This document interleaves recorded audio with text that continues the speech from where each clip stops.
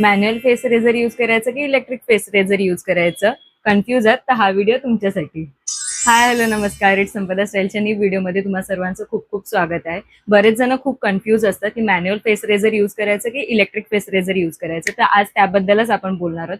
पहिलं मी manual face razor बद्दल काही गोष्टी तुम्हाला सांगते. मॅन्युअल फेस रेझर तुमच्या स्किनवरचे हेअर्स एकदम जवळून रिमूव्ह करायचं काम करतो, त्यामुळे तुम्हाला एक स्मूथ फिनिश मिळते की चेहऱ्यावरती एक इन्स्टंट ग्लो येतो. शिवाय हे तुमच्या स्किनवरचं डेड स्किन सुद्धा रिमूव्ह करायचं काम करतं. पण त्याचे काही डिसएडव्हान्टेज सुद्धा आहेत. तुमची स्किन इरिटेट होऊ शकते किंवा रिस्क आहे तुमच्या चेहऱ्यावरती कट्स पडू शकतात. काही मायक्रो कट्स पण होऊ शकतात जे तुमच्या डोळ्यांना दिसत सुद्धा नाहीत.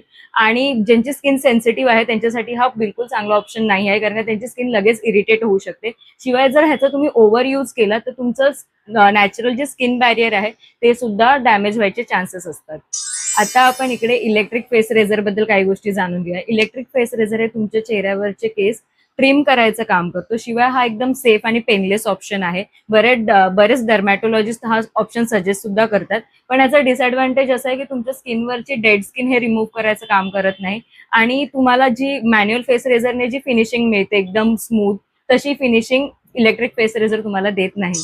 जर तुम्हाला मोस्ट फ्रिक्वेंटली तुमचे फेशियल हेअर रिमूव्ह करायला लागत असतील तर तुम्ही इलेक्ट्रिक फेस रेझरचा ऑप्शन चूज करा, कारण का हा सेफ ऑप्शन आहे, पेनलेस ऑप्शन आहे आणि तुमची स्किन इरिटेट व्हायचे चान्सेस खूप कमी आहेत. आणि बरेच डर्मॅट डेली यूजसाठी इलेक्ट्रिक फेस रेझरच यूज करायला सांगतात म्हणून सुद्धा.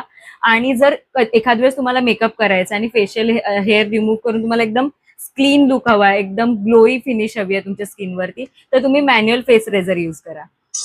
तर आजचा व्हिडिओ तुम्हाला कसा वाटला हे कमेंटमध्ये मला नक्की सांगा. इट्स संपदा स्टाईलच्या इंस्टाग्राम पेजला फॉलो करा, युट्यूब चॅनेलला सबस्क्राईब करा. असेच भेटू नेक्स्ट व्हिडिओमध्ये. तोपर्यंत stay tuned and stay healthy. Bye.